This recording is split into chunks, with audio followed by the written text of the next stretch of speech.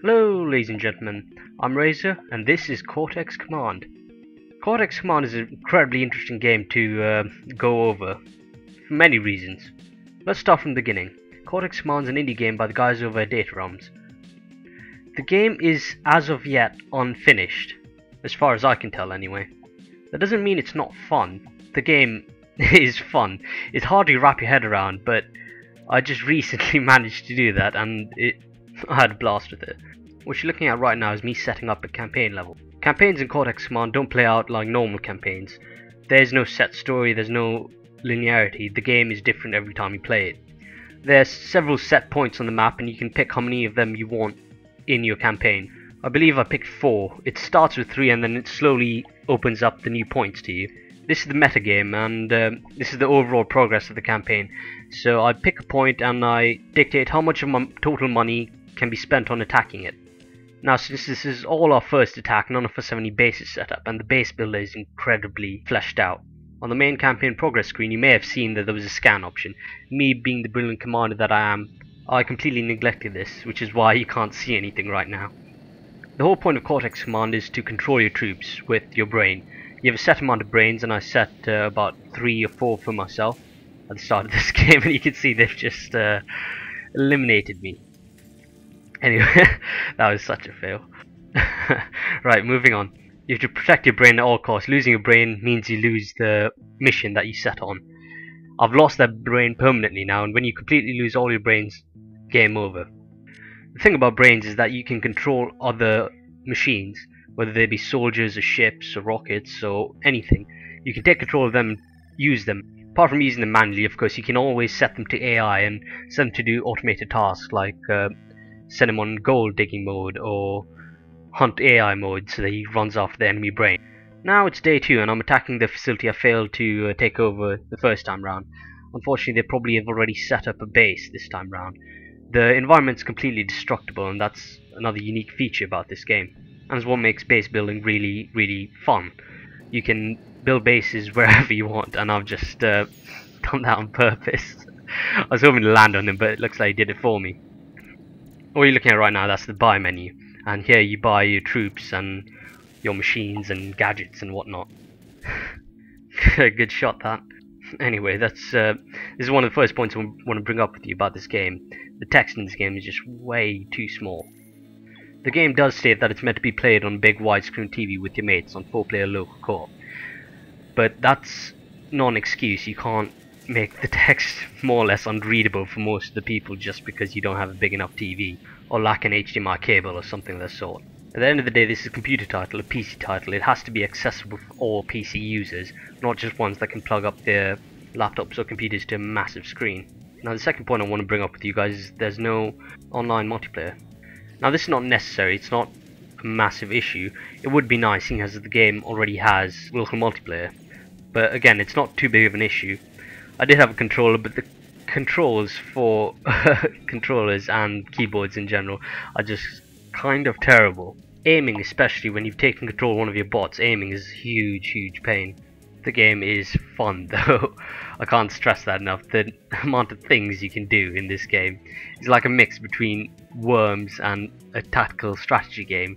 It's something unique, and it's hard to place in a genre itself. And that's what's fantastic about indie games in general. They can invent new stuff without that fear, like massive publishers would not publish something new, and rather just stick to like COD clones where they can just farm money.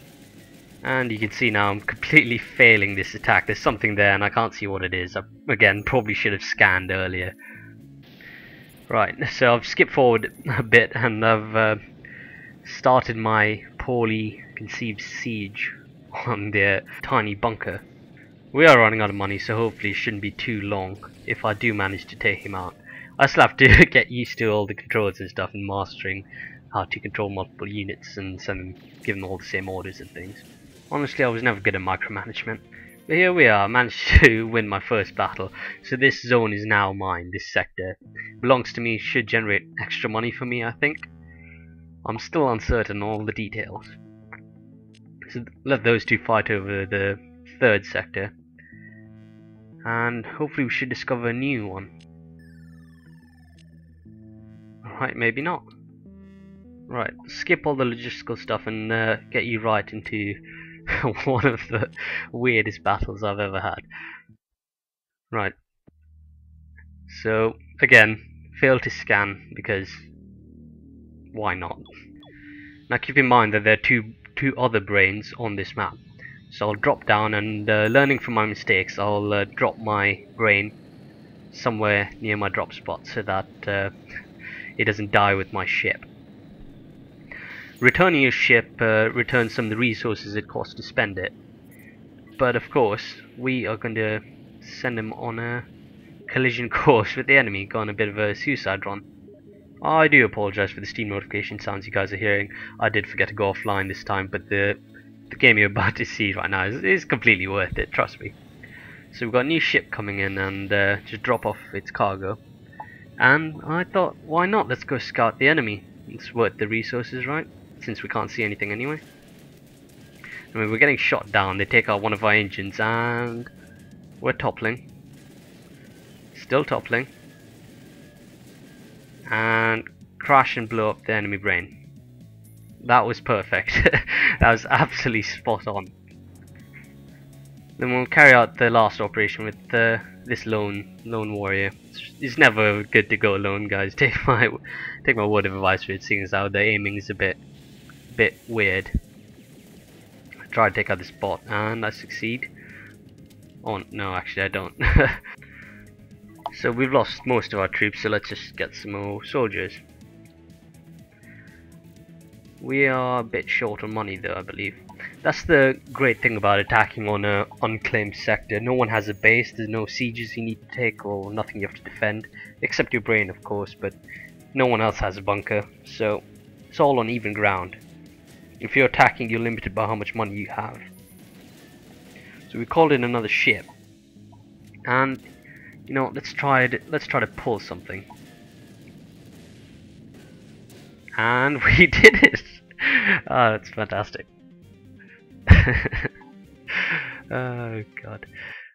Anyway guys, the last issue I want to bring up to you guys is that the game is $20. Now that is a massive deal breaker for some people. $20 is quite expensive for a game, especially an indie game.